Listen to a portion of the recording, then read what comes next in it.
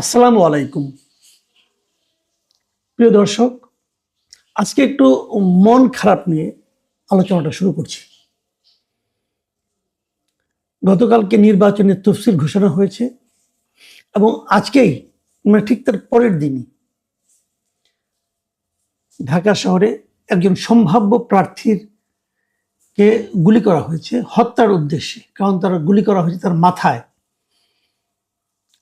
এবং তার অবস্থা খুবই সংকটাপন্ন। উনি লাইফ সাপোর্টে আছেন। তিনি হচ্ছেন ইনকলাব মঞ্চের মুখপাত্র মিস্টার শরীফ ওসমান হাদী। উনি তার দল, এটা কোনো দল না, এটা একটা সাংস্কৃতিক প্ল্যাটফর্ম। এই ইনকলাব মঞ্চ, এদের কোনো প্রতীকও নেই।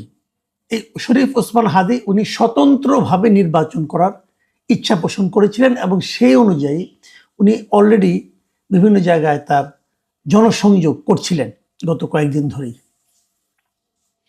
শরীফ ওসমান হাদী এই সময়ে খুবই পরিচিত একটা মুখ মানুষের কাছে।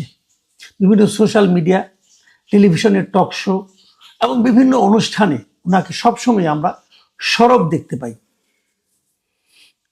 শরীফ ওসমান হাদী বিশ্ববিদ্যালয়ে পড়াশোনা শেষ করেছেন, ঢাকা বিশ্ববিদ্যালয়ে পড়তেন এবং এখন তিনি একটা বেসরকারি বিশ্ববিদ্যালয়ের শিক্ষকতাও করেন।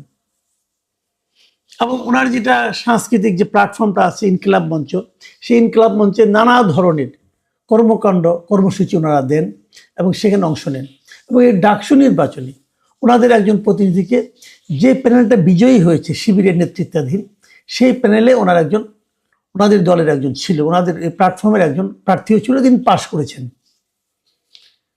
শরীফ ওসমান হাদীকে আপনারা সবাই চিনেন, আমিও তাকে ব্যক্তিগতভাবে চিনি। তার সঙ্গে আমার একটা ব্যক্তিগত সম্পর্কও ছিল। বিভিন্ন টক শোতে আমরা যেতাম, একসঙ্গে দেখা হতো এবং আমি বলবো তার সঙ্গে আমার খুবই ভালো একটা সম্পর্ক ছিল। আমরা মানে ও আমাকে নিয়ে নানা রকম কথাবার্তা বলতো, রসিকতাও করতো, আমিও করতাম এবং আমি তাকে খুবই ভালো মানুষ হিসেবে জানি।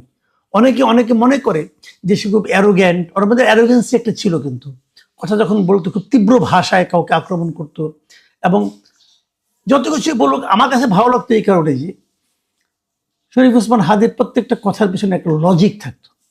সে লজিক দিয়ে কথা, আমি নিজে লজিকটা পছন্দ করি। আমি যে যতটুকু কথা বলি আমি আবেগপ্রবণ হয়ে যাই, বয়স হয়েছে একটু তো হই, কিন্তু তারপরেও আমি লজিকটা খুব পছন্দ করি। যে কথাটাই বলি যুক্তি দিয়ে বলার চেষ্টা করি এবং যদি কেউ যুক্তি দিয়ে আমার যুক্তিকে খণ্ডন করে আমি তার যুক্তিটাকে গ্রহণও করি। কারণ আমি মনে করি আপনি যা কিছুই করেন না কেন, মানুষের লজিক্যাল হওয়া উচিত। আমি শরীফ ওসমান হাদীর মধ্যে সেই জিনিসটাই দেখতাম।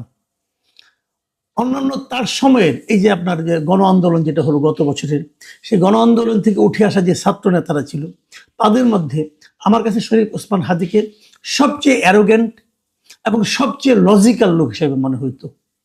এবং তার পড়াশোনা ছিল, ভালো পড়াশোনা ছিল। শরীফ ওসমান হাদী হয়তো তার কথার মাধ্যমে, হয়তো তার শব্দ চয়নের মাধ্যমে, হয়তো তার সিদ্ধান্তের মাধ্যমে অনেককে আহত করেছেন, কোনো সন্দেহ নাই। করারই কথা, উনি সেটা করেছেন। ওনার অনেক কাজ আমারও পছন্দ না, আমি ওনার অনেক সিদ্ধান্ত পছন্দ করি না, কিন্তু তার মানে এই না যে তাকে আপনি পৃথিবী থেকে সরিয়ে দেওয়ার সিদ্ধান্ত নিতে পারেন। এই কাজটা কারা করেছে? একজন লোককে আপনি গুলি করতে পারেন না, সে যেই হোক না কেন। যদি আপনি মনে করেন যে তার কথাগুলি ঠিক না, তার বিরুদ্ধে আপনি আদালতে যান, মামলা করেন, তার সঙ্গে আপনি তর্ক করেন, তার সঙ্গে আপনি বসে তর্ক করেন। শরীফ ওসমান হাদী তো কাউকে চড়-থাপড় মারেনি, তাহলে তাকে আপনি গুলি করবেন কেন? বলা হচ্ছে ঘটনা আজকে দুপুর 2টার দিকে উনি জুমা নামাজ পড়ে ওই পল্টনের দিকে যাচ্ছিলেন, বিজয়নগরের দিকে। এই যে বক্স কালভারটা আছে সেখান দিয়ে যখন যাচ্ছিলেন, তখন 3টা মোটরসাইকেল এসে তাকে গুলি করে দ্রুত চলে যায়। তাদেরকে তাৎক্ষণিকভাবে ধরা যায়নি বলে যে ধরা যাবে না আমি তা মনে করি না। আমি মনে করি আমাদের পুলিশ বিভাগ অত্যন্ত তৎপর যদি তারা হতে চায়। আপনারা মাথায় রাখেন, মোহাম্মদপুরে মা মেয়েকে হত্যা করলো যে এইটা কাজের মেয়েটা আয়েশা নামের, মানে ছদ্মনাম কিনা জানি না, সে আয়েশাকে কিন্তু 2 দিনের মাথায় ধরে ফেলেছিল। আয়েশার কোনো ঠিকানা ছিল না, পরিচয় ছিল না, আয়েশাকে কেউ দেখেনি, সবসময় বোরখা দিয়ে হিজাব পরে আসতো। তারপরে কিন্তু তাকে ধরতে কোনো সমস্যা হয়নি, পুলিশ চাইলে পারে।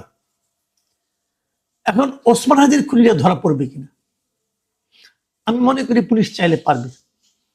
এখন পুলিশ চাইবে কিনা, পুলিশকে চাইতে বলা হবে কিনা, এগুলো আমি জানি না, কিন্তু আমি এটাও মনে করি ধরা পড়া উচিত।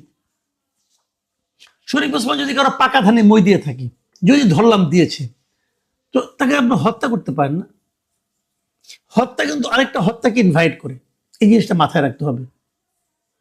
শরীফ ওসমান হাদির অনেক কথায়, অনেক কাজে অনেকে ক্ষতিগ্রস্ত হতে পারেন, আহত বোধ করতে পারেন, কিন্তু তার জন্য তাকে আপনি এভাবে হত্যা করবেন, এটা ঠিক করেন না, কারণ এটা সমাজে একটা অস্থিরতা তৈরি করে। এখন কি হয়েছে দেখেন, অনেকে কিন্তু অনেকের দিকে কিন্তু সন্দেহের চোখ যাচ্ছে। দেখেন আজকে দেখলাম শরীফ ওসমান হাদি নির্বাচন করতে চেয়েছিলেন ঢাকা ৮ আসনে। ঢাকা ৮ আসনে আরেকজন প্রার্থী বিএনপির প্রার্থী মির্জা আব্বাস, খুবই হ্যাভিওয়েট প্রার্থী। মির্জা আব্বাস আজকে হাসপাতালে, ঢাকা মেডিকেল কলেজে শরীফ ওসমান হাদিকে দেখতে গিয়েছিলেন। ওখানে যে উনি রোষের মুখে পড়েছেন, কেন? উনি তো দেখতে গিয়েছিলেন, ওনার প্রতি ক্ষোভ দেখানোর তো কোনো প্রয়োজন দেখি না আমি। উনি কি হত্যা করেছেন? হত্যা করেননি। এই জন্যই বলি যে হত্যা কখনো কোনো একটা সুস্থ পরিবেশকে ইনভাইট করে না, কিন্তু সে ধরনের ঘটনা যখন ঘটতে থাকে তখন কিন্তু অস্থিরতা শুরু হয়। দেখুন, এটা অন্য একটা দিক দিয়ে চিন্তা করুন।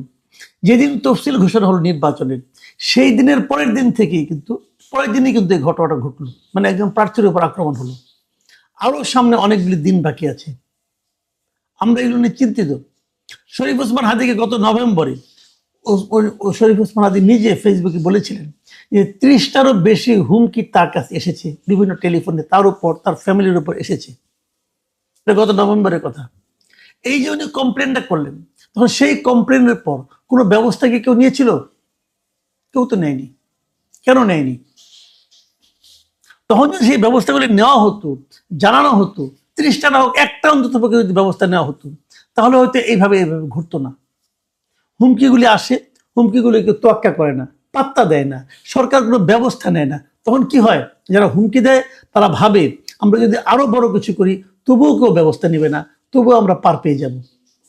এই যে পার পেয়ে যাওয়ার সম্ভাবনা, এটাই কিন্তু অপরাধকে ইনভাইট করে, অপরাধীদেরকে বেপরোয়া করে তোলে। আমরা জানি আমাদের প্রচুর অস্ত্র কিন্তু লুট হয়ে গিয়েছিল আন্দোলনের সময়, গত জুলাই আগস্টে। সেই লুট হওয়া অস্ত্রগুলো কয়টা উদ্ধার করতে পেরেছে সরকার? সরকারকে আমরা দেখেছি অস্ত্র উদ্ধারের চেয়ে তারা যেন আওয়ামী লীগকে দমন করার জন্য বেশি আগ্রহী ছিল। কোনোটাই তো হয়নি। অস্ত্র উদ্ধার হয়নি, আওয়ামী লীগকে দমন করা সম্ভব হয়নি।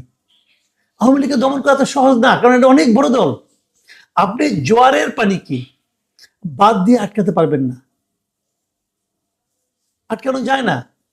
আপনি সেটা করতে নেমেছেন, কিন্তু অস্ত্র উদ্ধারটা সহজ কাজ ছিল, করেননি। এখন সেই লুট হওয়া অস্ত্রগুলো কি ব্যবহার হবে না? এই তো হলো একটা। এই ব্যাপারে সরকারকে আমরা বলবো যে নির্বাচনে আরো 2 মাস বাকি আছে, আপনাদেরকে সতর্ক হতে হবে, না হলে কিন্তু বড় ঝামেলা হবে। আমরা দেখেছি এর মধ্যে অনেকে কিন্তু বিবৃতি দিয়েছেন, পলিটিক্যাল লিডাররা সবাই এই ঘটনার নিন্দা করেছেন এবং তারা এটার দৃষ্টান্তমূলক শাস্তি চেয়েছেন, অপরাধীদেরকে ধরার কথা বলেছেন। তারেক রহমান সাহেব, বিএনপির ভারপ্রাপ্ত চেয়ারপারসন, উনি তো এই দেশের এই মুহূর্তে সবচেয়ে বড় নেতা। উনি কি বলেছেন এখন? ওনার বক্তব্য, অনেক বক্তব্য দিয়েছেন, নিন্দা করেছেন এই ঘটনা, কিন্তু তার মধ্যে 2-3টা কথা বলেছেন, আমি ওই বাক্যগুলো আপনাদেরকে পড়ে শোনাই। তিনি বলেছেন, দেশ অত্যন্ত সংকটের ভিতর দিয়ে যাচ্ছে, একটি গোষ্ঠী আগামী নির্বাচন বানচালের ষড়যন্ত্রে লিপ্ত। আমাদের অন্যায়ের বিরুদ্ধে প্রতিবাদ গড়ে তুলতে হবে এবং যে কোনো মূল্যে এদেশের মানুষ যাতে তাদের হারানো গণতান্ত্রিক অধিকার ফিরে পেতে পারে তার জন্য আমাদের সতর্ক থাকতে হবে। মানে উনি কিন্তু ইঙ্গিতটা দিয়েছেন এখানে। জামাতের আমির কি লিখেছেন, জামাতের আমির কি বলেছেন? উনি বলেছেন যে এই ঘটনা প্রমাণ করে যে সমাজে চিহ্নিত সন্ত্রাসীদের হাতে বিপুল পরিমাণ অস্ত্র রয়েছে, যে কথাটা একটু আগে আমি বললাম, এটাই প্রমাণ করে। এবং তিনি আরো বলেছেন যে এদেরকে, সন্ত্রাসীদেরকে পাকড়াও করতে হবে এবং এই পাকড়াও করার কাজে যদি কোনো ধরনের শিথিলতা প্রদর্শিত হয় তাহলে সুষ্ঠু নির্বাচনের বুলি একেবারে ফাঁকা বলে প্রমাণিত হবে। এখন দেখা যাক তারা কতটুকু শিথিলতা দেখায়।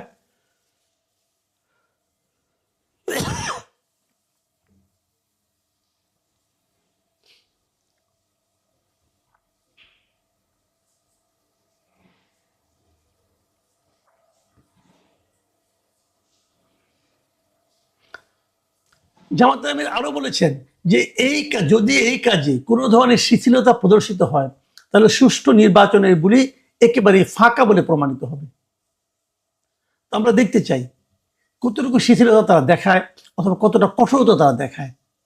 মির্জা ফখরুল ইসলাম আলমগীর, বিএনপি মহাসচিব, তিনি বলেছেন যে আমরা এটাকে মনে করি চক্রান্তের অংশ, এটাকে এখনই বন্ধ করা প্রয়োজনীয় ব্যবস্থা নেওয়ার জন্য আহ্বান জানাচ্ছি। দেখুন, এই যে আহ্বান, সমস্ত দলমত নির্বিশেষে যারা নির্বাচনে অংশ নিচ্ছেন সবাই এই ঘটনা কিন্তু নিন্দা করেছেন। এই ঘটনাকে নিন্দা না করে কোনো উপায় নাই, এটা করতে হবে, এটাকে প্রতিরোধ করতে হবে। দেখুন, সামনে নির্বাচন আছে, নির্বাচনটাই বড় কথা না। কিন্তু এই দেশকে আমরা কি এরকম যার হাতে যখন যাকে ইচ্ছা গুলি করে মেরে ফেলার অধিকার আমরা দিয়েছি? দেইনি। আমরা রাস্তাঘাটে হাঁটাহাঁটি করি, আমি কেন, কত লোক হাঁটাহাঁটি করেন, কারণ কারো না কারোর সঙ্গে একটা কিছু নিয়ে ঝগড়া থাকতেই পারে, বিবাদ থাকতেই পারে, কারোর কথা কারো অপছন্দ হতেই পারে। এখন সেটাকে কেন্দ্র করে আপনি তাকে গুলি করে দেবেন? এরকম অনিয়ম কতদিন চলবে? এই জায়গা থেকে বাঁচার জন্য তো আমরা একটা সরকার বসিয়েছি, এটা সরকারের দায়িত্ব তাদেরকে থামানো। সরকার কয়জনকে থামাতে পেরেছে এ পর্যন্ত? সরকার থামাতে পারবে এরকম কোনো নমুনা কি দেখাতে পেরেছে? আমি তো দেখি না। তবে এত সব বিবৃতির মধ্যে, এত সব প্রস্তাব মধ্যে একটা বিবৃতি আমার কাছে খুব চোখে লেগেছে। এটা হলো ডাকসুর ভিপি সাদিক কায়েমের। এই ভদ্রলোক যে কি বলেছেন আর কি বলেন আমি বুঝতে পারিনি। আমি আপনাদেরকে পড়ে শোনাই, আপনারা শুনুন ওনার কথাতে কিছু বুঝতে পারেন কিনা। উনি লিখেছেন, ওসমান হাদিকে গুলি করা হলো। চাঁদাবাজ ও গ্যাংস্টারদের কবল থেকে ঢাকা সিটিকে রক্ষা মুক্ত করতে অচিরেই আমাদের অভ্যুত্থান শুরু হবে। রাজধানী ছাত্র জনতাকে প্রস্তুত থাকার আহ্বান জানাচ্ছি। ডাকসুর ভিপির কথাটা আমি বুঝিনি। আপনি কিসের অভ্যুত্থান করবেন ভাই? অভ্যুত্থান জিনিসটা কি? অভ্যুত্থান অর্থ বুঝেন? মানে চাঁদাবাজ ও গ্যাংস্টারদেরকে আপনি সিটি থেকে মুক্ত করে দিবেন আপনারা, এই জন্য আপনারা অভ্যুত্থান করবেন? আপনি কে? মানে এই ভদ্রলোক, আমি এর সম্পর্কে না এই ডাকসু নির্বাচনের আগে অনেক উচ্চ ধারণা ছিল আমার। ইদানিং তার কথাবার্তা এত এলোমেলো লাগে। আবার শুনছি ওনাকে নাকি জামাত ইসলাম মানে কি এমপি ইয়েতে নমিনেশনও দিচ্ছেন। আমার ওনার বক্তব্য কথাবার্তা এত এলোমেলো লাগে যে আমি বুঝে পাই না অভ্যুত্থানটা কি ভাই।